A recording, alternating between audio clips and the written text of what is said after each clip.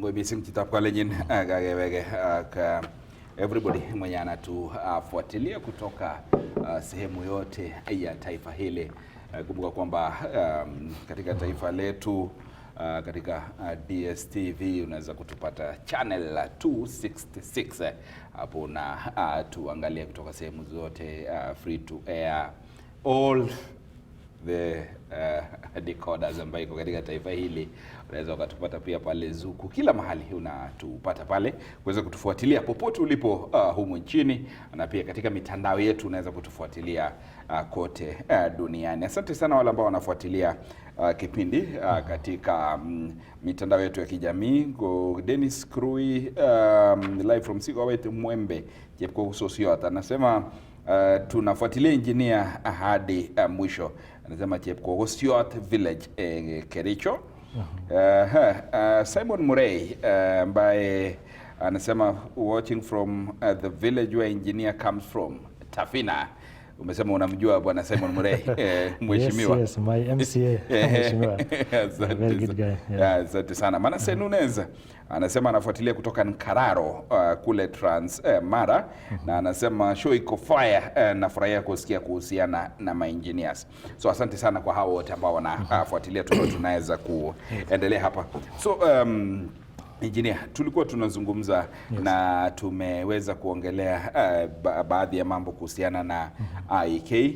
Sasa tukiweza kuingia ndani kidogo katika IEK pale, katika kila professional society ambapo mtu kama mimi pia niko katika professional society ya Media Council of Kenya, na kuna baadhi ya zile benefits ambazo tunazo sisi kama wanahabari kutoka kwa Media Council of Kenya. Pia engineers, Institution of Engineers of Kenya, pia kuna yale faida ambayo wale engineers wanapata, especially wale wewe kama engineer ambaye umekaa katika uwanja kwa muda mrefu, unaelewa. Lakini kuna wale ambao pengine ndio wanajiunga na uwanja wale wa engineering, graduate engineers wale ambao wamemaliza. Inakuwa namna gani? Baadhi ya faida ni gani? Okay, asante. Asante bwana Dennis. Utakumbuka kwamba Waingereza wanasema tell me about your friends and I'll tell you who you are. You know, if you are an engineer and you want to be an expert in engineering, then you have to interact with engineers. So one of the things we do as IEK is to provide a platform for engineers to interact. Through the interactions, a number of things happen. One, we have mentorship programs. At IEK, we link new graduate engineers with seasoned professional engineers and consulting engineers in the field who can mentor them and work with them through this journey of engineering. Through that, many of them end up transitioning from being graduate members to being corporate and professional members who can now independently stand on their own, practice engineering legally, you know, and do it in a professional way. There is a way you can practice illegally. We have so many people calling themselves engineers and they are not engineers. They are quacks. There are so many people practicing engineering out there and they are not really engineers. And that is, we have all this myriad of problems we are seeing of failed buildings and all that. That is a topic of another time. A very big one on its own. But as our members also at IEK, we provide training opportunities. One of the things we do is really, we are always alert and looking around. What are these trends of engineering that are happening in the world that we can expose our members to? And what we do basically is bring in experts from the various fields, and then we put in together some training courses, making them affordable for our members so that we can have continuing development program for our members. We also organize industrial visits, you know, industrial visits and benchmarking visits for our members, both locally and internationally. And the reason for that basically is sometimes you'll find engineers who work in a certain field becoming so narrow in that specific field. When we have benchmarking forums, we take them to other areas where they can appreciate what is happening in the field and around them, and therefore enhance, build their profession. In all these trips and functions that we do, what else do we do? We are linking engineers with their potential customers, where they have their products, where they can exhibit and share, exchange knowledge. We are also linking engineers with their prospective employers.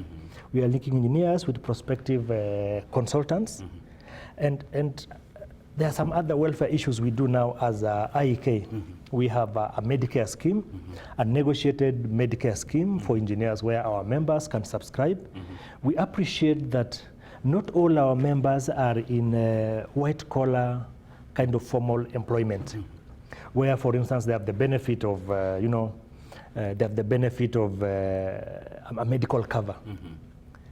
But what we do with all our engineers who are in the private sector, so we have negotiated a medical scheme, and we encourage all our members to join into the scheme.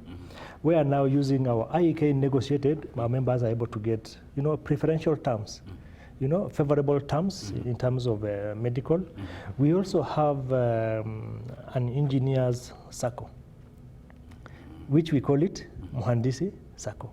Oh, Muhandisi is... Yes, Muhandisi in engineering. So we have Muhandisi Circle. We have Muhandisi Circle, where we encourage our members to save in the circle, and then they can reap the benefits of, any other normal circle, giving them preferential loans, at low time. And of course, the interest rate also for circle has really been quite competitive. We are proud about it, and we encourage our members to come in, because one of the challenges we have in this country is we don't have a saving culture.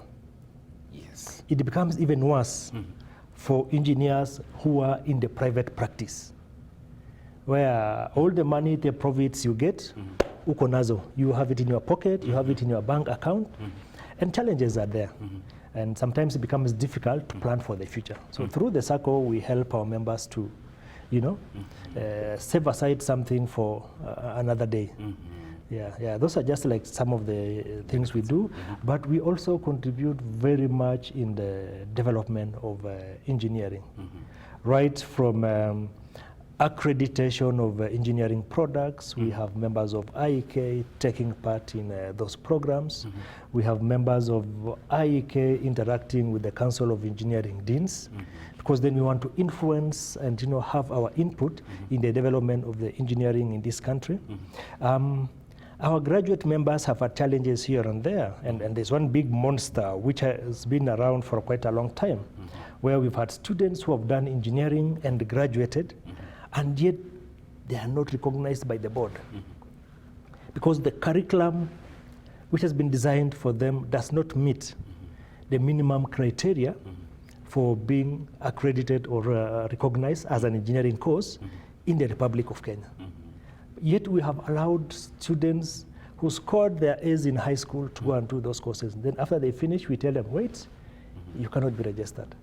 So as IEK, we have really come in strongly to try and bridge the gap and sort out the problem by bringing about the various stakeholders like EBK and the various institutions. And I'm glad to report that I think by and large, a great percentage of those problems have been resolved. The case in point is, for instance, the Egerton University, where now we have all the engineering programs in Egerton accredited by EBK, starting with the mechanical engineering, civil engineering. The last one, which was recognized recently, is electrical and electronic engineering. And that's really quite good for our students. Our parents can now rest easy out there knowing that when our students are now pupils admitted to Egerton University, they can graduate and be recognized as engineers. Those are just but some of the few benefits members can gain when they join engineering platform. So IEK is the home of engineers, and I want to invite members to come and join IEK so that together we can contribute towards the development of engineering in our country. Thank you very much. Yes. Before I go to my next question, ningependa uweze kuclarify kitu hapa. Yes. Kuna kitu ambayo nimejaribu na nimeona pia kuna mtu ambaye amenitumia ujumbe hapa kuhusu swala hilo, na sema anajulikana kama Chemoi. Chemoi anauliza for somebody who has done a diploma in a certain engineering or a certificate in a certain engineering, Yeah. Should that person be called an engineer? So jinsi ambavyo nimeelewa hapa, nadhani yeye amesikia ukisema kuhusu graduate engineer. Yes, yes. But we have institutions offering diploma in electrical engineering, diploma in civil engineering, diploma in something, or certificate in certain engineering. Yes, Now, yes. wewe umesema kwamba kuna wale ambao pengine sijui wanatumia hiyo jina na ni quacks na nini na nini. So what about these people who have done certificate and diploma? Inakuwa namna gani kwao? Yes. The ones who have done diploma are called engineering technicians. Oh, engineering Yes, technicians. those are engineering technicians. And those who have done certificate are either engineering craftsmen or engineering artisans. Artisans. Oh. Yeah, depending on those levels. So all the cadres are well catered for and actually accounted for in the profession. Yes. What about the name? Right now, like you, Yes. Engineer Harison Keter. That's correct. What about somebody who has done diploma? Does he have that the privilege of having to be called or having to be known as engineer so and so engineer? No. They will not be called engineer. Yeah, for you to be called an engineer and use the title engineer, you must have not graduated with a bachelor's degree in engineering, but also you must have done and passed an engineering examination. Okay. Professional engineering examination. Yenye umesema una after 3 years kwa field. Yes, after 3 years in the field. Yeah. So the ones we can have is if somebody can say, I'm a graduate engineer.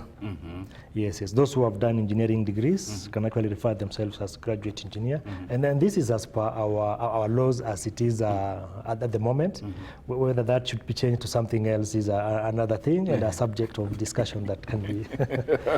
Yes. Right. But they are recognized, fully recognized as engineering technicians, engineering artisans, and engineering craftsmen. Yes. Thank you very much. Now, kwa swali langu lingine ni kwamba sasa katika mambo ya engineering Yes. Role ama ile role ya engineers. Why engineers? Why engineers? Yeah, thank you, Dennis. It is said that the engineering index of a country is directly proportional to the development of the same country. And that in itself underscores the importance of engineering in our country and in human development. That the measure of the level of engineering index, and what's the measure of engineering index? It's basically a tool providing an overall understanding of factors that determine the capability of a country to do things for themselves. And all this is done in an engineering manner, where we have, for instance, engineering is a critical component for ensuring economic development. And when we talk about development, we're talking about economic and social development for all people. We are talking about the capacity of people to have financial freedom. We are talking about infrastructure that is accessible to all people. People should have good roads. People should have good communication systems. People should have good medical care and should be able to access it. And the index measures level of access to all members in a country. So that's how engineering is very important. Provision of essential services. Healthcare. You would appreciate that the advances which have gone in healthcare have been as a result of engineering. The kind of tools they are using Nowadays, operations can be done in what we call minimum incision. You don't open up somebody. Yeah? Yes. You have engineering gadgets nowadays, like laser guided gadgets and cameras, which can be treated, and it goes to the specific place. And you know, the gadget is carrying some camera and some knives, and somebody is watching from a computer over here and operating a pension. Yeah? Yes. That is engineering. Digital environment. Look at communication, the way things has happened.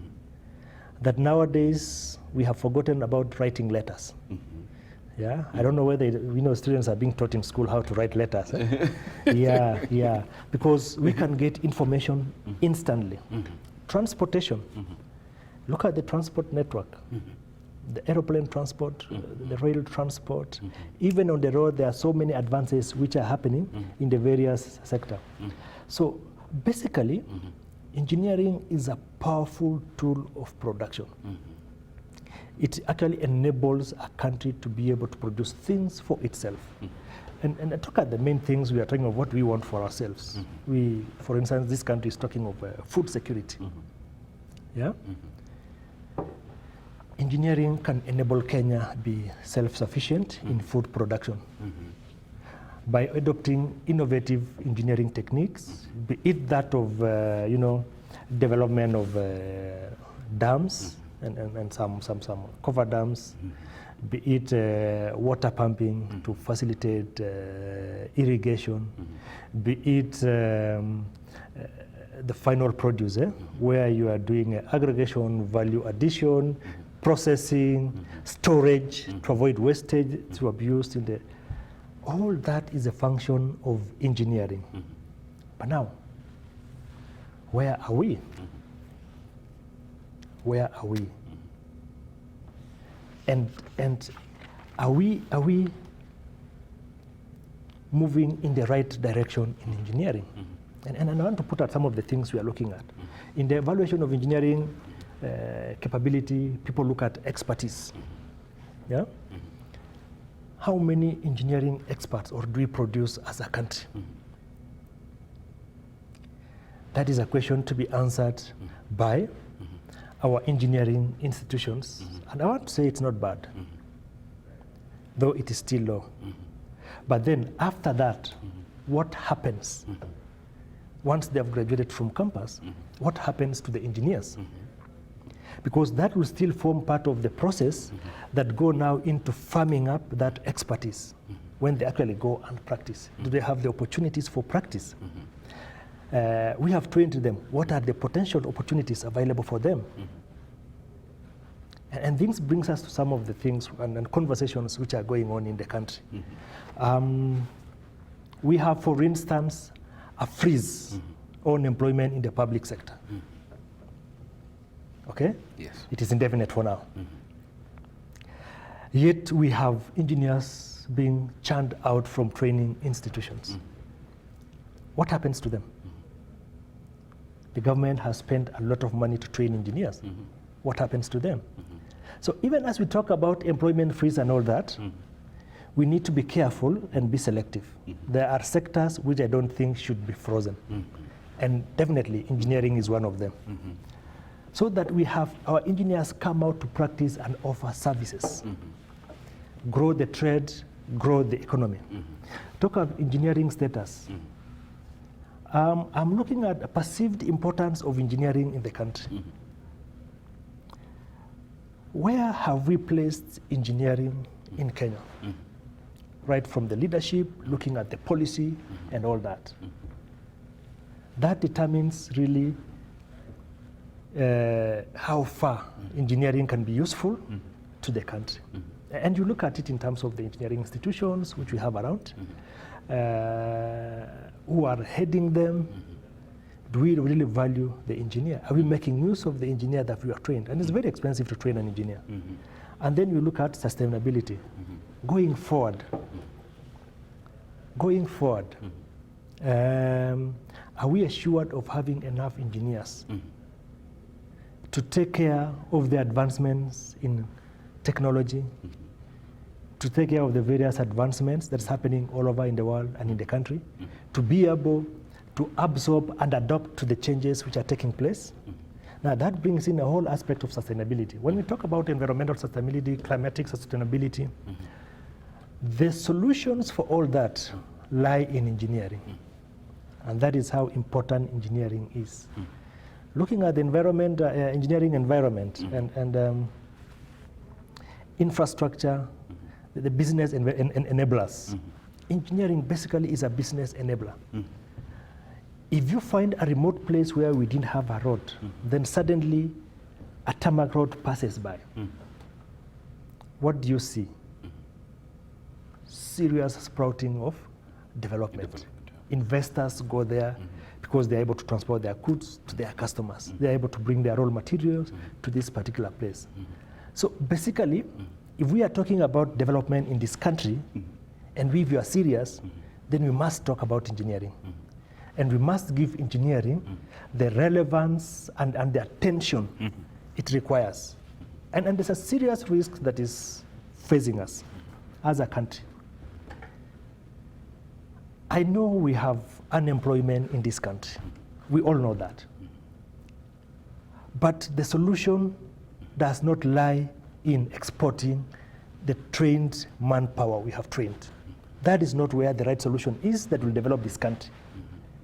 It will actually result in a retardation of the country. And we end up being a net importer of everything. We spend a lot of money to train the people. Can you imagine that? And then we send them out. That's a bit illogical. But there are things we can do. And this brings me to what has other countries done? As we are speaking, many of the things that come to Africa, the finished products, are either coming from India or China. But we also have some coming from the other emerging, emerging economies, like Taiwan, Vietnam, and those other countries. We have things coming from Vietnam. Yes. Look at clothes. Go to walk around in the shops. You'll find some good quality clothes coming from Vietnam, from India, from Taiwan, and those other places. And now the Arab nations are also following suit. What has happened? We have seen the developed world transfer their operations from Europe to China and to India and those other nations. Why? Because those countries have trained their people. They have a trained labor force. And what do? Because they are a big population also. They tell those people, if you want us to buy your products, make them here. And because their labor rates are low, they have actually attracted the companies. Companies are in business where you provide cheap electricity, cheap labor. If I'm a business person, that is where I will go. So if we want to provide employment for our people as Kenya, what do? We lower the cost of electricity. And we already have a trained labor force. When we go out engaging those countries, how I wish that engineers are part of these trips. Yeah? When government officials go to engage various governments, I have seen entourages of other organizations when they come here, like the US for instance, they just come purely looking for business opportunities. What is in the interest of their people? The same thing is what we should be doing. We should be taking our engineers and people with small farms out there and trying to link them with some of the developed countries and companies, and as government provide an enabling environment where those companies can partner with our small companies.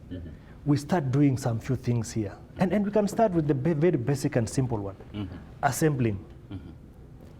Bring the products parts which have been made in the other side, and we assemble them here. What do we do when we assemble? We enhance the knowledge of our people. And we are able also to get those things produced cheaply here, because the labor wages for outside there and here are different.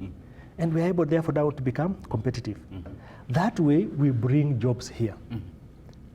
But if we as a government go out to encourage sending people out, I don't think that is the best option we can adopt. It can be a temporary stopgap measure before we do what we are doing, but certainly we need to do a reverse of the same happening, encouraging investors to come here. And we just need to provide some tax incentives. We just need to provide some preferential tariffs for electricity. We need to develop infrastructure to specific places, like the industrial aggregation centers at the counties. We have these county aggregation centers. Those can actually become points that will spur development in our country if we focus on them in that right way. Thank you very much. Yes. You've really touched on mambo mingi ambayo nilikuwa niende nikuulizie. Naangalia mpaka kina Nicholas Mibei anasema anafuatilia kutoka Mtongwe ni kwa feri huko. Yes. Huko pwani huko. Mombasa. Mombasa. Yes. Anasema anafuatilia pale kutoka Mtongwe, Nicholas Mibei Gongwe Mising. Umeweza kuzungumzia, umeguzia upande wa makazi ambazo zinaweza kupatikana wakati ambapo engineering inakuwa inahusika katika mambo hayo. Umeweza kuangazia pia katika mataifa yale mengine jinsi ambavyo kutakuwa na jambo la maana ambalo umeweza kusema ambalo wengi hawako wamefikiria, including me. Yes. Siko nimeweza kufikiria kwamba you can bring the parts, come and assemble here. Yes. Na utakuwa umetengeneza kazi. Exactly. Once you give them the incentive to bring them here. People, yeah. Yes. The business, those business owners and business people, incentive of cheap electricity, incentive of labor ambayo wasumbuani na wao, then they will always prefer there.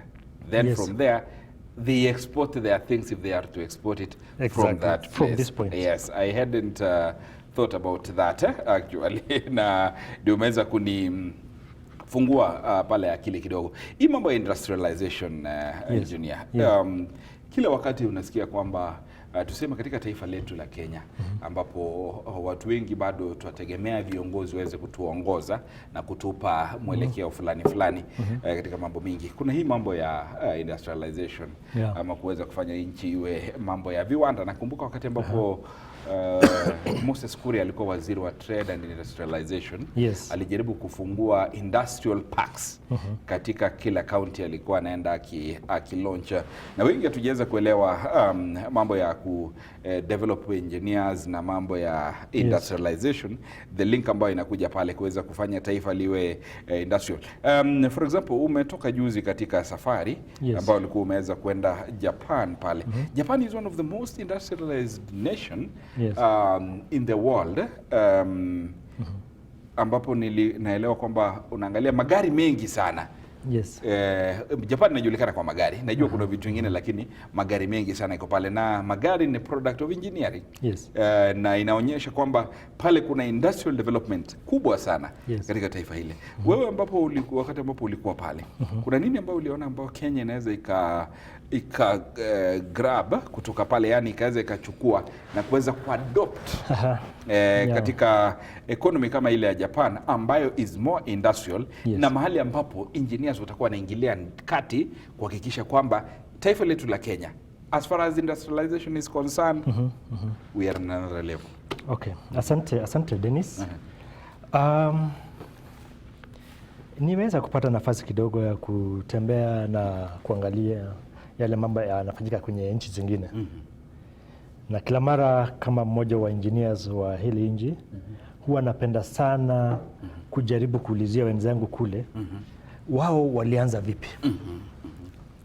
And this is a very important discussion that we need to look at it also. So in one of the farms I visited, where we had the business, I asked the engineers there, how did you start off? And they said, at some point in time, Japan developed an industrial development policy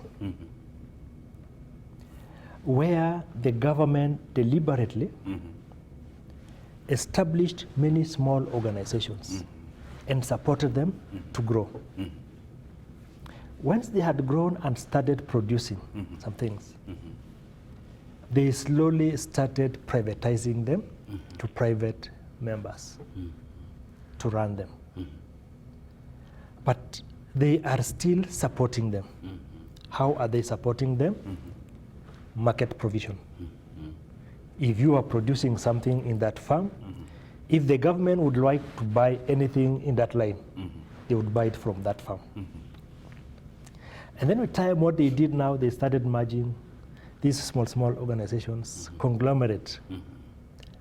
And even within themselves now that they have become private, they are able now to bring in the prudent management practice and business practices into the field. But they have full support of government. And one of the things I've noted is this. If you go to Japan, most of the vehicles driven are Japanese made. Oh, okay. You go to the offices, the printers they are using, the paper they are using, anything they are using is made in Japan. Of course, you will see isolated cases of different vehicle models in that place, which is okay. It's just part of the trends and fashion going place. That will be there. But by and large, what is produced there is consumed there. And then there's the aspect of support.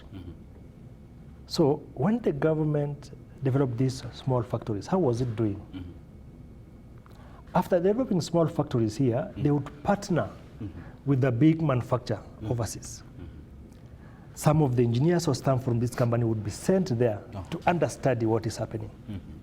And then now they enter into some partnership agreements, kind of collaboration, whereby now that technology can be done, can be transferred to our members. And there's some kind of sharing on what is happening. So right now, most European, even Japanese companies are designing their products in Japan, but producing them in India or China. Why? And then selling them to other markets. Labor is cheap there. Labor is cheap. So that is what we need to do as a country. When we go to negotiate with Japan, we need to negotiate about technology transfer. And we need to go with the targeted areas. You cannot start with everything. Start with what you think is very important to you. And I'll give an example. Kenya is an agricultural nation. Kenya is still struggling with food shortage. We're still importing food. So what does that mean to me? We already have a market. We have a problem to solve, which is food shortage in the country. How do we solve it? By producing food in Kenya. What do we have? We have land available. We have a lot of rainwater that causes havoc during the rainy season and causes havoc during the dry seasons. So what we need to do, we need to manage this. Build dams, but then we need pumps. So suppose as a country, we developed a pump assembly plant in Kenya. Pump assembly plant.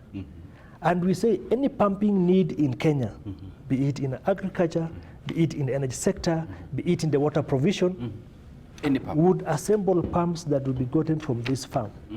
And then we are going to a pump manufacturer overseeing and telling them, hey, come on, look here, we need to partner. We want to assemble pumps in Kenya and bring down the cost of those pumps. Because we are going to do it in Kenya, we'll provide some preparation tariffs for electricity, we'll give you land to develop the farm, or we even develop the physical infrastructure ourselves, and then we bring the plants and we ask for the final goods to be assembled here.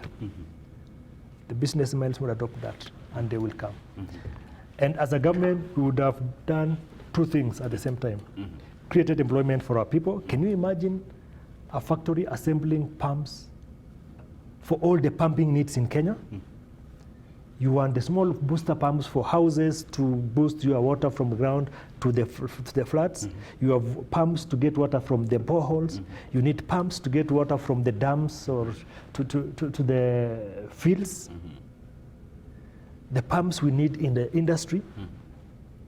If we just target that and say we are producing that in Kenya, and we are getting a strategic partner to set up the farm here, and we are injecting some funds also so that we are a credible stakeholder in the business. We'll create employment for our jobs, we'll get pumps at cheaper rates, and we'll be able to boost our agricultural produce significantly. And then as we do that also, At the tail end, we consider the processing bit of it, the value addition of this produce, the storage of this produce. Instead of taking away, we do it here. And then we target another area like, say, mining. And we have a Ministry of Mining now. You know, CS Joho is the one in charge. That is a really untapped, what I would call virgin territory in this country. And we have engineers who have been trained and they have no jobs. We need to set up facilities that can absorb these people and just have a few people to work with them. And we have had success stories that we can talk about as a country. And I'm proud to say I'm part of these success stories, you know. We are all aware that the Kenyan energy sector is now producing electricity up to around 90% renewable, from renewable sources. And leading is geothermal. 15 years ago, we had foreign experts working in the geothermal industry in Kenya. Right from exploration, which is looking for the potential of the resource, to drilling, and then exploitation, operations and maintenance of the power plants. What has that sector done? And being led by Kenyan, the sector has trained engineers and scientists in geothermal. Right now, we can do all exploration works internally with our local capacity. We can do all the drilling works internally with our local capacity, paying them the same rates we are paying. You should ask how much we were paying the foreign experts when they were here doing the drilling. And we had Filipinos, we had Chinese, Italians, US, New Zealand. Now we don't have all those people. We have become experts in the field. And we have demonstrated our success with what we've done locally. And we're now seeing an influx of visitors coming to see how is geothermal successful in Kenya.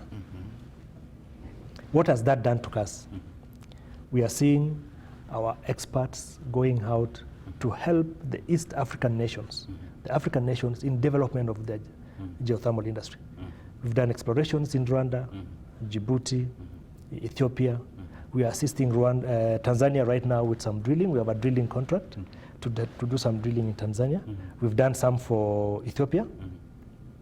It is possible. And we are doing it with the same engineers which have been trained in our local universities and exposed to further trainings overseas. And when they come back, they are able to do the work. We can do this, Dennis. And we can actually create employment for our people here.